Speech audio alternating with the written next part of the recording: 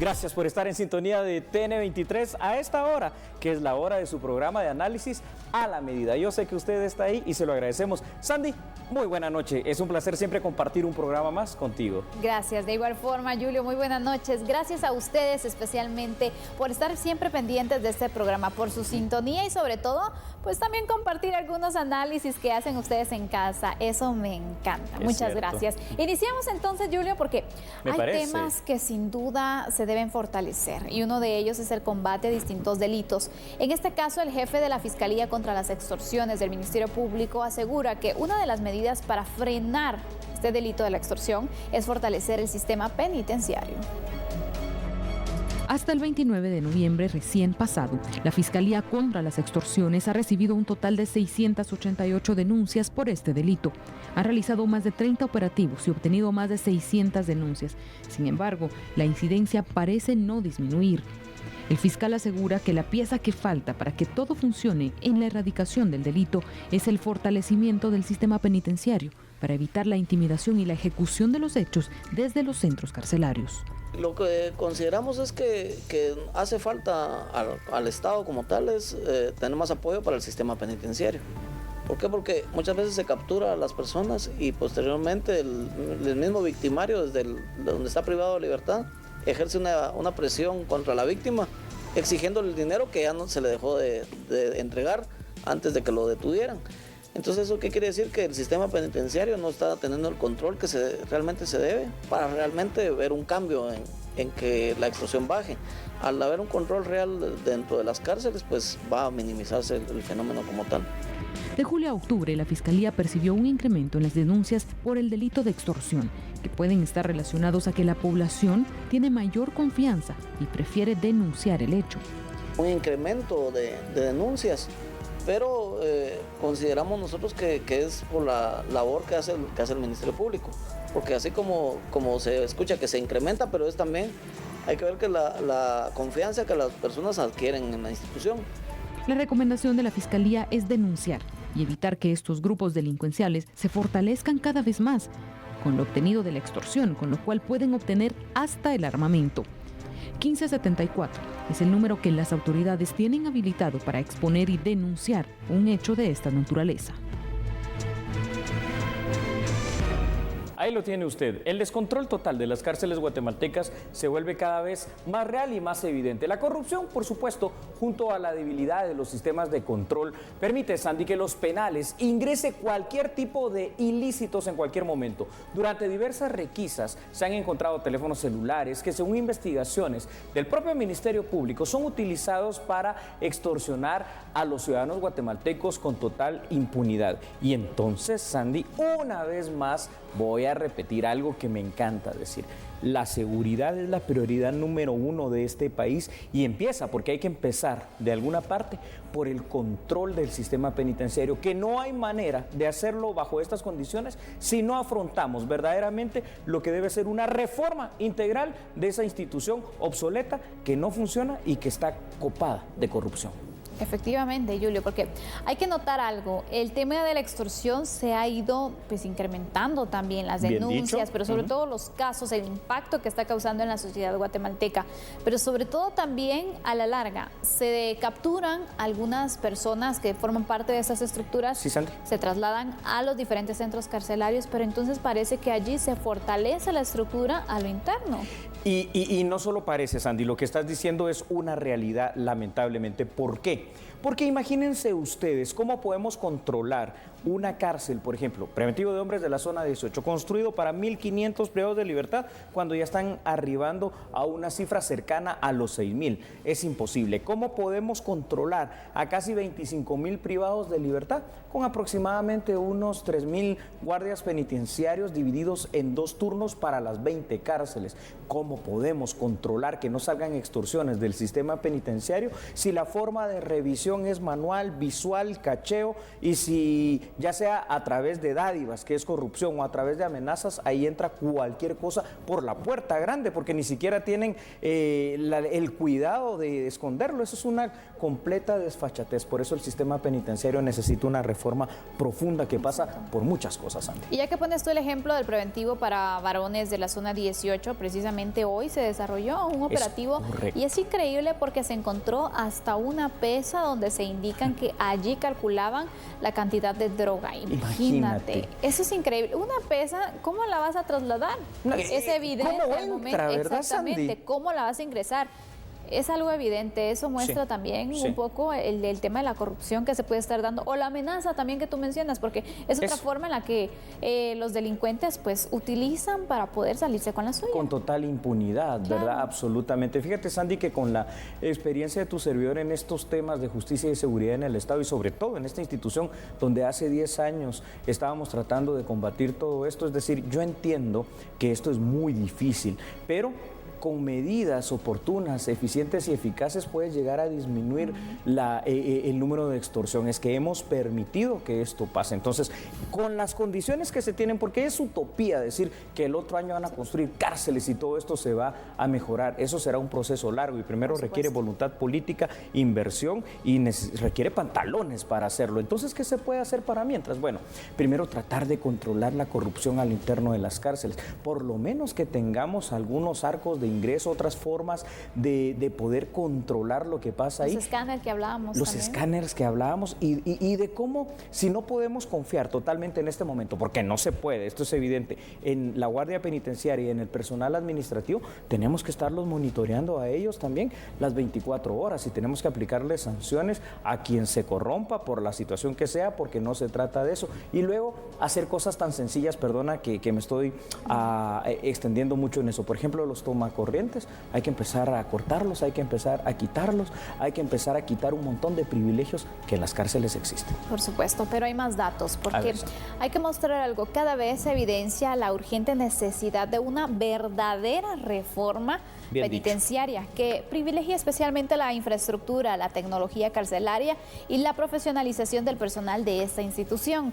Además, es necesario tener el control de los líderes de las distintas clicas que están privados de libertad en las distintas cárceles, lugar donde se planean y también se giran instrucciones para la comisión del delito de extorsión, entre otros. Y esto no es un dato que nos estamos inventando, es un dato que se evidencia. Es real. Exactamente, con las investigaciones y también con las capturas, cuando se les informa a un privado de libertad que tiene un nuevo delito. Así que otra medida que se necesita para poder frenar las extorsiones, sin duda alguna, es debilitar esa estructura, la base de las pandillas. Sí. Y Sandy, ante esto, ¿cómo lo podemos hacer? Es necesaria la clasificación también de los reos, ¿no crees?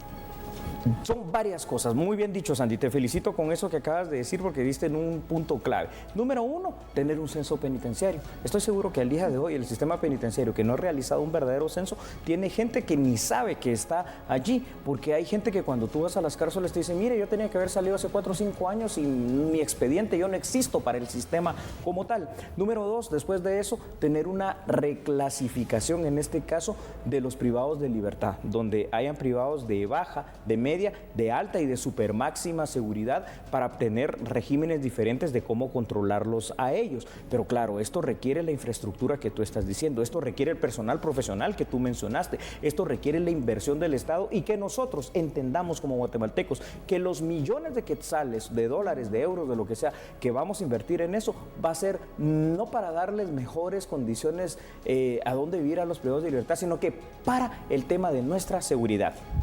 Sin duda, Julio, porque mira, cuando tú mencionabas, bueno, los guardias dejan ingresar algún tipo de ilícitos porque les dan dinero o porque los amenazan, lo mismo puede pasar con un privado de libertad. Imagínate que llegue por un delito menor, tiene que convivir con estos pandilleros que están liderando estas pagar clicas, talacha de inicio. Exactamente, o paga o se une al delito para pagar también y que no le hagan daño que de alguna forma también, pues bueno, pueda pagar ese derecho, ¿no?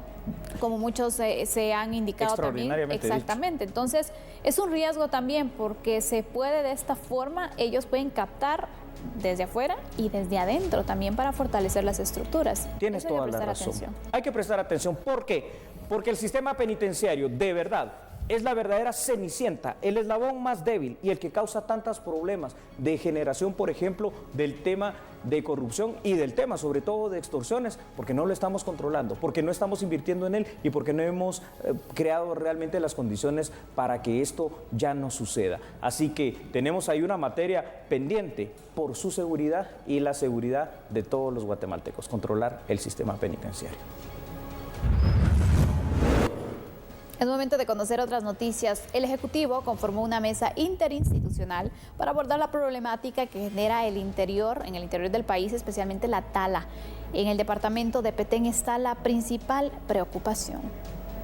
Tony Granados, gerente del Instituto Nacional de Bosques INAB, se refirió a la mesa de coordinación y cooperación interinstitucional para la prevención y reducción de la tala ilegal, la cual tiene como finalidad establecer una hoja de ruta que será presentada e implementada a más tardar en el primer semestre de 2020.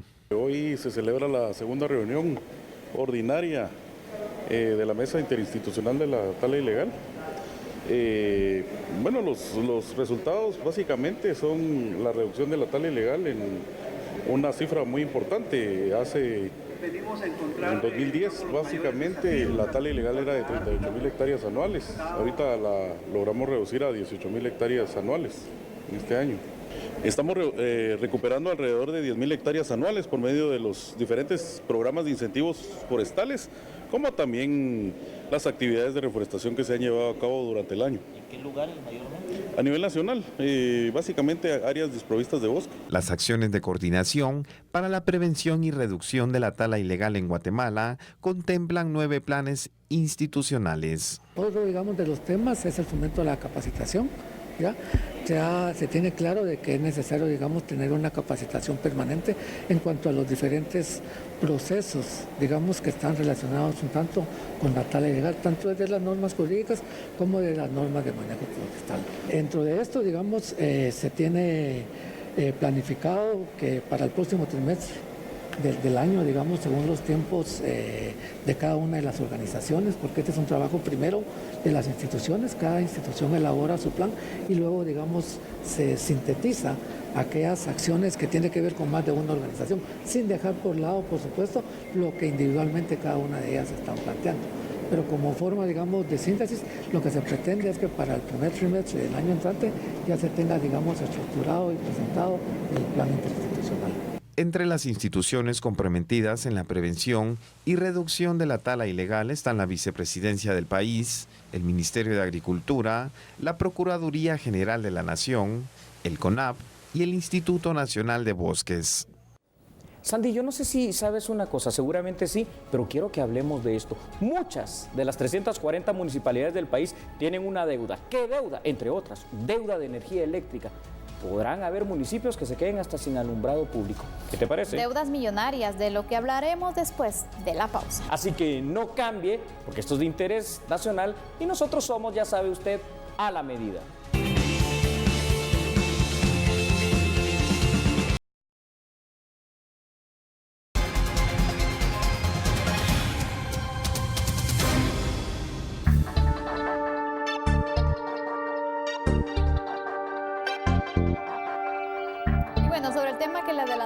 Personeros de Energuate dieron a conocer que tanto comunas como entidades de gobierno adeudan una cifra millonaria a la distribuidora. Energuate señala que varias comunas adeudan 178 millones de quetzales por concepto de alumbrado público, mientras que por el gobierno central son 7 millones. Sin embargo, la deuda se concentra fundamentalmente en el suroccidente del país, es decir, en Malacatán, Catarina, San Pablo y Ocos. En términos globales, el adeudo de las comunas es de 178 millones de quetzales, básicamente por temas de alumbrado público. En este caso, Malacatán encabeza a las corporaciones deudoras con una deuda de 40 millones de quetzales. En el caso del gobierno central es una deuda a finales de noviembre de aproximadamente 7 millones de quetzales, de los cuales 3.4 millones son responsabilidad del Ministerio de Educación, 1.4 del Ministerio de Salud y 1.4, monto similar, del Ministerio de Gobernación. En el caso de la cartera educativa son 3.4 millones de quetzales. Se mantiene una mesa de diálogo para evitar que se afecte el inicio del ciclo escolar 2020. En el caso del Ministerio de Educación, recordemos de que tiene una gran cantidad de escuelas a su cargo. Hemos establecido unas mesas de diálogo con tanto los directores departamentales de educación como con los mismos financieros de cada una de las entidades, considerando la política de descentralización que tiene el ministerio para avanzar en el pago de esta deuda. De hecho, aún persiste algún tipo de deuda en San Marcos, en Alta Verapaz, Huehuetenango, pero hemos ido logrando solventar y esperaríamos nosotros de que antes de que empiecen las clases tener avanzado este proceso. En el Guate atiende 296 municipalidades en todo el país, de las cuales el 60% tiene deudas. Yo no sé qué piense usted, pero definitivamente esta es una situación que no debería estar sucediendo. De hecho, fíjese, debería de ser una prioridad el pago de los servicios básicos, principalmente en los planteles educativos. En este momento cabe preguntarse si el impago se debe a una falla administrativa, o se debe, por ejemplo, a la falta de recursos o tal vez a la falta de previsión. Este problema nos lleva a reflexionar sobre la necesidad de disminuir la burocracia estatal y, por supuesto, agilizar los procesos administrativos para no perjudicar a la población en general. Y aquí hay algo que yo te quiero decir que es todavía más dramático, Sandy. Yo no entiendo, en el caso de las municipalidades que adeudan 178 millones de quetzales, ellas, algunas concentradas en la costa sur, ¿por qué no pagan? Si de todas maneras sí están cobrando la tasa de alumbrado público. Entonces, ¿dónde está el problema? Exactamente, ¿dónde está ese dinero? ¿Dónde está ese dinero? ¿Por qué no se ha cancelado? Es que esa es la pregunta. ¿Verdad? ¿Estará fallando el control interno de las finanzas públicas? ¿Y cómo no notarlo? Porque imagínate, para que adeuden tantos millones tuvo que haber pasado muchos tiempo. Meses, años, ¿verdad? Exactamente. Eso es correcto, sí. ¿Sabes? Porque hay algunas de estas comunas que esta deuda tan grande, como tú bien mencionas, la vienen arrastrando ya de 6 a 7 años. Entonces, ¿dónde están los controles? ¿Dónde está, por ejemplo, la parte del control interno, auditoría interna de las municipalidades? La misma Contraloría. Efectivamente. Sin duda, esto es motivo de una investigación, Julio, porque hay que notar algo. Entonces, no pueden pagarlo, ¿por qué? Porque en este momento, imagínate, si en su momento no pagaron unos miles de quetzales, pagar millones, eso ya es aún más complicado. Es aún más complicado. Y especialmente cuando se da el tema del cambio de autoridades, porque obviamente esto hay que prestarle mucha atención. Sí, es cierto. Es decir, las nuevas administraciones también tienen que ver cómo reciben, porque si no, la responsabilidad cae sobre ellos, ¿o me equivoco? No, absolutamente que no. Recuérdate que los funcionarios públicos son responsables de sus actos, de sus hechos administrativos y de cualquier otra cuestión en el ejercicio de sus cargos hasta por 20 años. Ahora, ¿cómo yo le explico, por ejemplo, como autoridad de alguno de estos municipios que adeuda tantos millones a Energuate, el hecho de que debo tanto si le estoy cobrando precisamente una tasa municipal a mis vecinos por el tema del alumbrado público? Y te imaginas tú qué pasaría si un día de estos en la noche tú ves que en tu municipio ya no se encienden los focos de alumbrado público, simple y sencillamente porque Energuate dicen, señores, ya no se puede más y les cortamos ese servicio, y tienes a tu población a oscuras, como en la época de las cavernas y la edad de piedra. ¿Qué te parece eso? Julio, pero en este caso, por ejemplo, la empresa distribuidora puede plantear una denuncia, puede hacer algo, porque obviamente no es simplemente dejar correr el tiempo, sino que también prestar mucha atención, ¿no? Garantizar al final el pago o que se pueda aclarar qué ha pasado. En este caso, ¿qué procede? Sandy, fíjate que sí, puede deducir responsabilidades, ¿verdad? Y aquí hay todo tipo de responsabilidades, Sandy. Primero la parte administrativa, es decir, la mala ejecución financiera y presupuestaria, y puede haber hasta responsabilidad penal si, digamos, algunos de estos fondos fueron utilizados para cualquier otra cosa que no sea el alumbrado público. Sin embargo, lo que yo estoy viendo en Energuate es hasta cierto punto una muy buena voluntad, primero de no hacer esto y segundo de tener esa conversación para llegar a acuerdos, a convenios y que empiecen a pagar. Por ejemplo, en el caso del Ministerio de Educación para el tema de las escuelas, que es algo que debemos de garantizar a efecto de que nuestros niños pues cuenten con luz en los planteles educativos. Pero hay más datos, Julio, porque sí, Sandy, dime. Sobre la energía eléctrica, otro de los grandes problemas, sin duda, es el robo de los fluidos eléctricos. Hay que mencionarlo también. Sí. Que, por cierto, en los últimos años ha ido en aumento y de una manera considerable. El gobierno debe hacer todo lo que esté a su alcance para que este tipo de hechos no sucedan. Tanto el robo de fluidos como la irresponsabilidad de mantener deudas por parte de municipalidades y entidades del Estado. El combate al robo de energía eléctrica y el pago de deudas puede impulsar la inversión en el tema de electrificación, porque al robarle a las empresas, estas no pueden seguir implementando los proyectos que puedan ayudar a otros. Y este es otro punto, porque bueno, qué buen punto. Si al final no se pagó porque se ve que se está dando un alza, que posiblemente se tiene el tema del robo de fluido eléctrico, entonces también es responsabilidad de autoridades establecer una denuncia, pedir una investigación para poder de esta forma garantizar que no se debe a que no se tienen los recursos, sino porque también hay una irregularidad que debe ser investigada. Allí está el camino a seguir, porque en muchos casos estoy seguro, sobre todo por el área que ellos están indicando como Energuate, la costa sur y el suroccidente del país, que sí, parte de la deuda se debe precisamente a esos malos líderes sociales y a agrupaciones y asociaciones que se dedican literalmente, Sandy, como tú lo has dicho, a ser ladrones de energía eléctrica y no para que sean un Robin Hood, sino que hacen negocio de eso porque la revenden. Entonces ahí se puede estar perdiendo precisamente mucho de esto que sumado a lo largo de los años se convierte en millones. Pero ojo con eso, está bien, no es responsabilidad de las municipalidades, supongamos de manera macro, que se roben la energía, pero sí es responsabilidad de no controlar eso y de no hacer las denuncias pertinentes a tiempo. Definitivamente. ¿Cómo puedo yo como vecino verificar si mi municipalidad, si mis autoridades se encuentran dentro de este listado? Porque también los ciudadanos tenemos un papel muy importante para poder exigir. El control ciudadano es vital en toda institución pública y esto se puede hacer de una manera muy sencilla a través de las distintas plataformas digitales que deben de tener implementadas todas las municipalidades. Está el portal de acceso a la información pública, donde yo puedo pedir esta información específica sobre el tema de la situación del pago de la energía eléctrica o alguna deuda que exista en mi municipio, y en un plazo pues no mayor de 8 días hábiles tienen que ser dada la respuesta a los ciudadanos, así que esto puede hacerse fácilmente, Sandy. Definitivamente. Ya hemos analizado el tema de las municipalidades, el papel de la ciudadanía, pero me pregunto también cómo afecta y cómo repercute entonces para las empresas distribuidoras del fluido eléctrico. Sandy, esto es lamentable. Ahorita todavía digamos que es 178 millones, ha de ser un gran problema para una empresa, pero solo eso te da un indicativo. Si aún con una deuda que se le tiene de 178 millones de quetzales, más 7 millones de otras instituciones, las empresas productoras y distribuidoras de energía eléctrica pueden seguir funcionando y hasta vender y producir energía para el país vecino de El Salvador, quiere decir que sí hay una buena producción. Pero si dejamos, Andy, que de verdad esto continúe, va a llegar un momento en el que van a quebrar y ya no funcionarán. Exactamente. ¿Qué crees tú?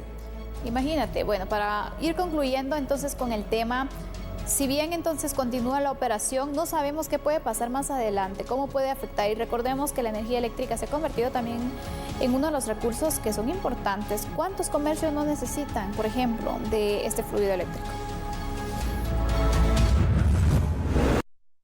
Y sigue fluyendo la energía, la información, perdone, acá en A la Medida. ¿Sabe usted que la Corte Suprema de Justicia rechazó hoy la solicitud de Beatriz Ofelia de León, madre de Roberto Barreda, de separar a los fiscales del Ministerio Público asignados al caso de Cristina Sicavisa?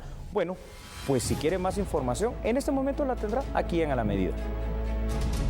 En mayo de este año, un juez de mayor riesgo resolvió que Roberto Barreda enfrente un juicio por la desaparición y posible muerte de Cristina Sicavisa. En este proceso también será juzgada Beatriz Ofelia de León, expresidente del organismo judicial y madre del principal sospechoso. La exfuncionaria procesada intentó separar a los fiscales del caso a través de un amparo. Ese recurso legal fue rechazado por la Corte Suprema de Justicia. Dictada por la autoridad impugnada, por medio de la cual declaró improcedente la solicitud de apartamiento en contra de los licenciados Héctor Augusto Canastuj Osca, Brenda Yesenia Muralles Méndez y Estuardo Ernesto Campo Aguilar, agentes fiscales a cargo del trámite del expediente MP-009-2011-300.619. Se resuelve, no se decreta el amparo provisional por unanimidad. El acusado Roberto Barriga de León será juzgado en el 2020 por femicidio, obstrucción a la justicia y maltrato contra personas menores de edad. Por increíble que parezca, Julio, todavía hay un alto consumo de leña en nuestro país. Tienes toda la razón, Sandy, pero qué bueno que fuera para ahorita, por ejemplo, en esta época navideña, las chimeneas y todo eso lindo. No, hay gente que vive con eso, que cocina con eso, pero que también tiene serios problemas de salud y de contaminación ambiental por la leña. Después de la pausa abordaremos esta temática. Por favor, acompáñenos. No cambie porque somos a la medida.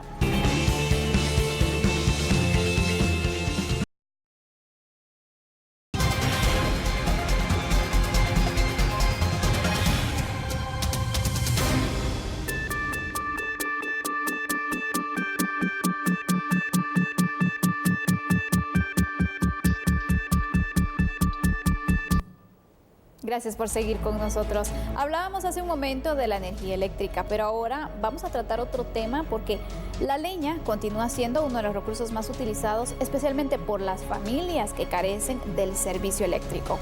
Su demanda se incrementa durante las fiestas de fin de año por los preparativos de distintos platillos. Vea usted acá toda la información que se tiene sobre esta temática.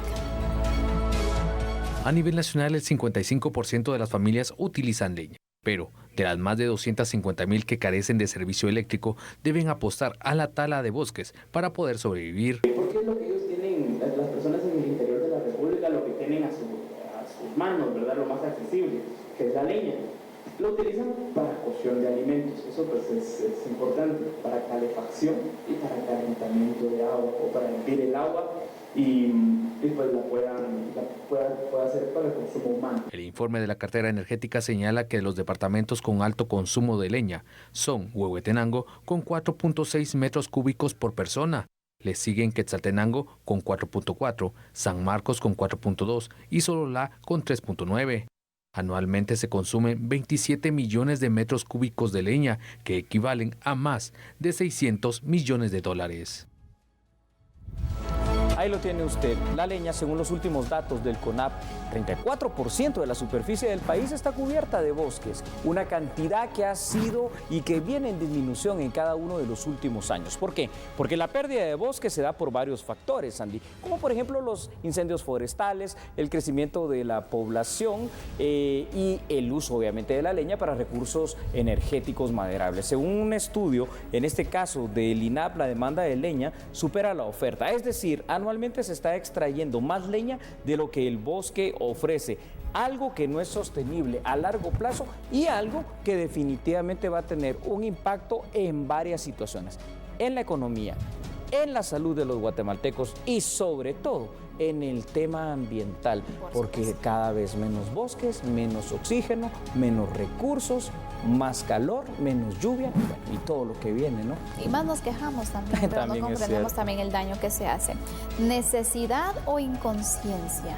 Yo creo que aquí hay dos cosas. En primer lugar, no existe la conciencia ecológica, no existe la información.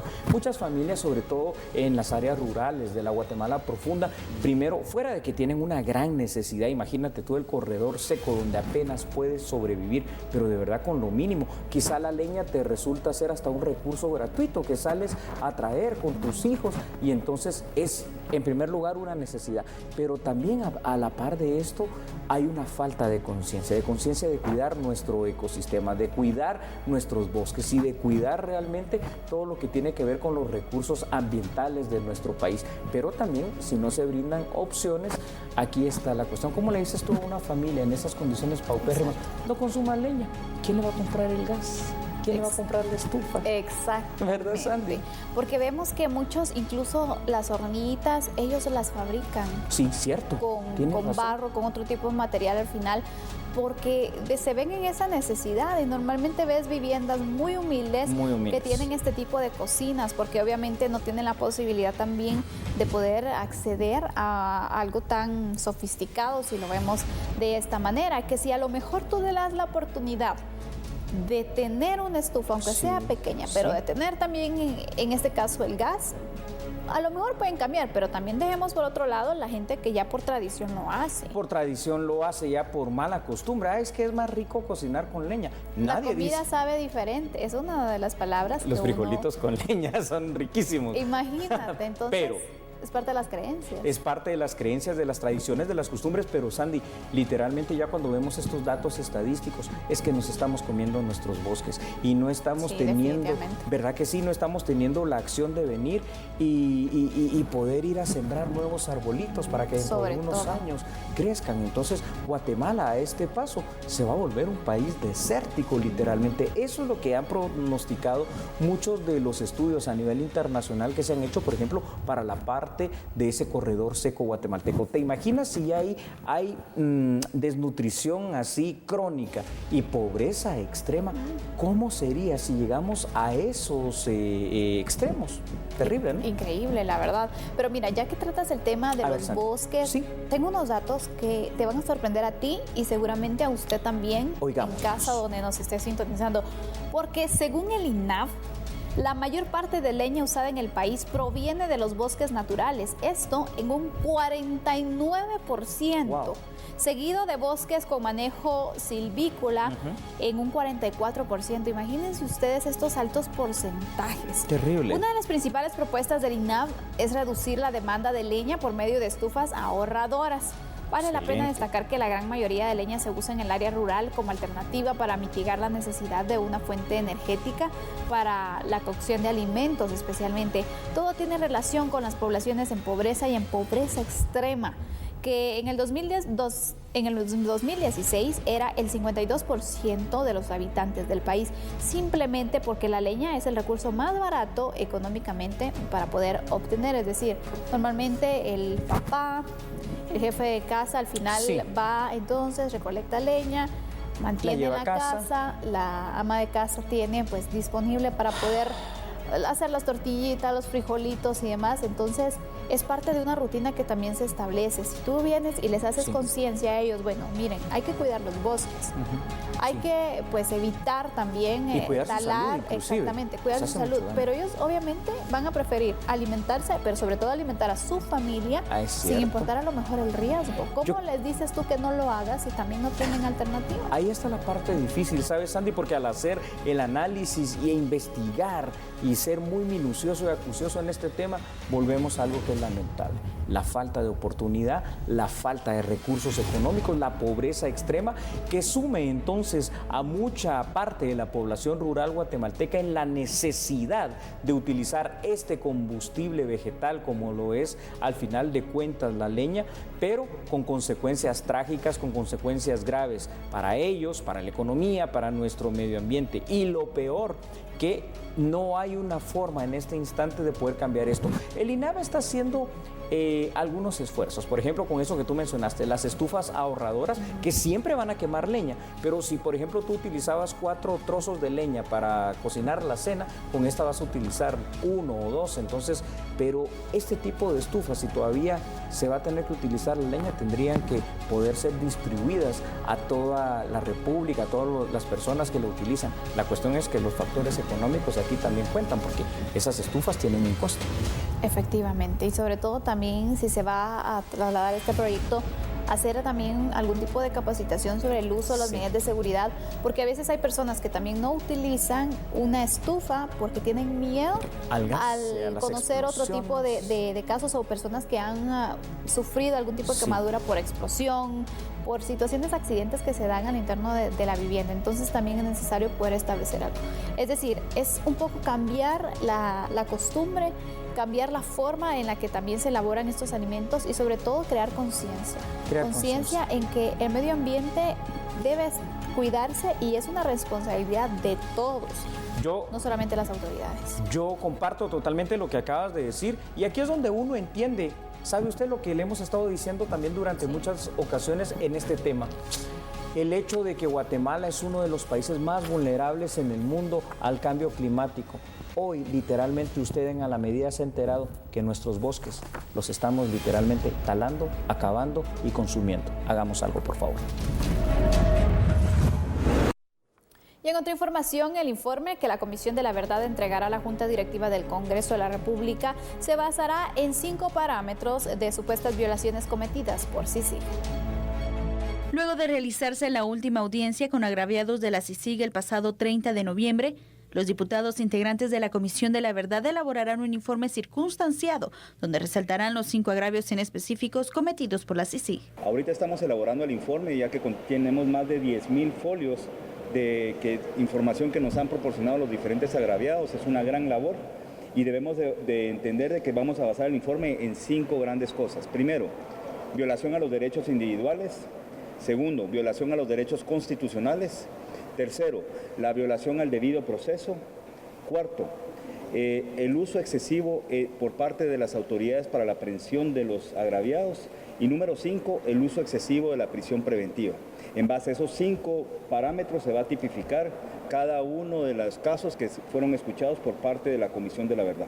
Recuérdense que las audiencias públicas fueron grabadas, están los audios, están los videos y hubieron taquígrafas también para que hubieran documentos al respecto.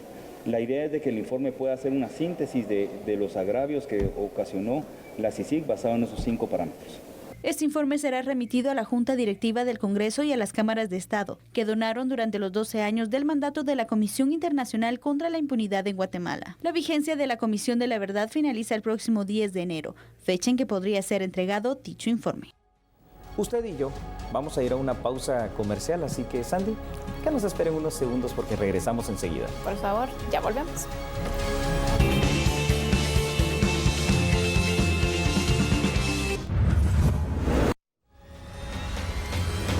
De otras noticias, el Instituto Nacional de Turismo y la Dirección General de Transporte crearán una ventanilla única para agilizar la emisión de licencias de transporte para turismo.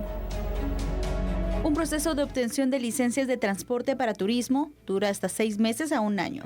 Por medio de la creación de una ventanilla única, el INGUAT y la Dirección General de Transporte buscan agilizar el proceso a 15 días, por lo que firmaron un convenio interinstitucional. Se va a crear una ventanilla única en el INGUAT. El director del INGUAT va a asignar una oficina para el personal de la Dirección General de Transporte y se va a unificar el trámite del INGUAT con la Dirección General de Transporte para que la gente no tenga que estar dando tantas vueltas para obtener los permisos. Consideramos nosotros que ya la primera quincena de enero ya estaría funcionando. Entonces, al tenerla ya en funcionamiento, ya se convoca a todos los asociados, todo el transporte turístico, para que realicen en esa oficina sus trámites. El vocero de la Dirección General de Transporte resaltó la importancia para agilizar el trámite de emisión de licencias para transportistas de turismo. Lo que se busca es beneficiar a la población y se está firmando este convenio el día de hoy, con lo cual pues se da inicio. Tiene una vigencia de 4 años, que los cuales pueden ser prorrogables. Entonces acá el beneficiado viene a ser la población y principalmente los turistas nacionales e internacionales. Todos los trámites en la Dirección General de Transporte son gratuitos y con la ventanilla única que se está instalando, lo que viene es agilizarle. Hay personal que se va a poner a trabajar específicamente para este trámite y, como te comento, no tiene ningún costo, por lo que la población o los turistas no van a ser afectados en ningún momento, sino que por el contrario es en el beneficio de ellos. Según la Cámara de Turismo, la ventanilla podría tomar vigencia a mediados de enero del 2020. El Instituto Republicano Internacional propone reformas a la Ley de Acceso a la Información Pública. Vean la información, por favor. A 10 años de la entrada en vigencia de la Ley de Acceso a la Información Pública, algunos sectores consideran que es necesario realizar algunos reajustes para poder reforzarla, para garantizar el derecho de la población a conocer de la gestión pública. La falta de equipo de digitalización o incluso mobiliario perjudica la acción de garantizar el derecho de acceso a la información. En algunos de los casos es necesario dotar de herramientas y equipo al personal encargado de las unidades, además de capacitarlos. Otro de los aspectos para reforzar la ley es que tengan apoyo dentro de sus entidades. Y en segundo lugar, promover la cultura de transparencia para que más personas empiecen desde edades más tempranas a tener el hábito de solicitar esa información. También indicaron que es necesario dotar de recursos a la autoridad reguladora o en algún momento considerar otra alternativa para crear otro ente encargado. Las solicitudes de información incrementan año con año, sobre todo en jóvenes. La Comisión de Integración Regional presentó el dictamen favorable de la iniciativa de ley que busca fortalecer la seguridad del sistema portuario para el cumplimiento de estándares internacionales. La ley de la autoridad designada del Sistema Portuario Nacional, Iniciativa 5545 con dictamen favorable, busca fortalecer a la Comisión Portuaria Nacional encargada de garantizar la seguridad de los puertos públicos y privados del país. Según la Comisión de Integración Regional del Congreso, el 65% del comercio del país es vía marítima, y con el cumplimiento de las normas de seguridad se generará eficiencia, competitividad y desarrollo de los puertos, además que el país cumpla con los convenios internacionales ratificados. La comisión estará a cargo por los Ministerios de Comunicaciones, Economía y Finanzas, también por el Consejo de Usuarios del Transporte Internacional de Guatemala y la Asociación de Navieros. Ellos se encargarán de generar una política pública nacional en cuanto al sistema portuario para hacer más eficientes y seguros los puertos. Al integrarse la comisión tendrá un plazo de 6 meses para establecer los reglamentos, políticas, sanciones y presentar un plan de trabajo, y sobre todo el Código Internacional para la Protección de los Buques y las Instalaciones Portuarias, adoptado por la Organización Marítima Internacional. La desnutrición es uno de los objetivos de toda administración de gobierno. Es por ello que expertos instan a la promoción de un modelo incluyente de salud. Del 2013 al 2017 se impulsó un proyecto de inclusión de salud bajo la cooperación española que logró una disminución de la desnutrición en Rabinal y Cubulco, Baja Verapaz, Cuilco, Huehuetenango y Guineales en Boca Costa de Sololá. Por ello recomiendan poner en marcha este sistema a nivel nacional. Esta es una estrategia de fortalecimiento del Ministerio de Salud. En este caso, en el primer nivel de atención, es un modelo que se ha trabajado hace 20 años, que ya está validado y que está bastante instrumentado para poder operar en todo el país. Se ha reducido en 9 puntos porcentuales la atención crónica en 5 años, es decir, hay una reducción de 2.3 puntos porcentuales anuales.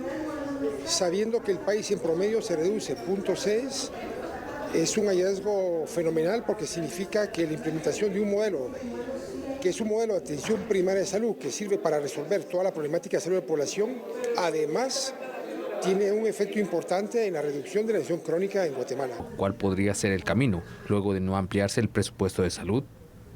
Que aún con el presupuesto actual, haciendo una reorganización del personal, una reorganización administrativa y sabiendo gestionar eficientemente los recursos públicos del Ministerio, posiblemente sería factible hacer esto. Muy bien, hemos llegado al final de esta emisión. Gracias siempre por estar pendientes. Lo esperamos mañana en punto de las 9 de la noche.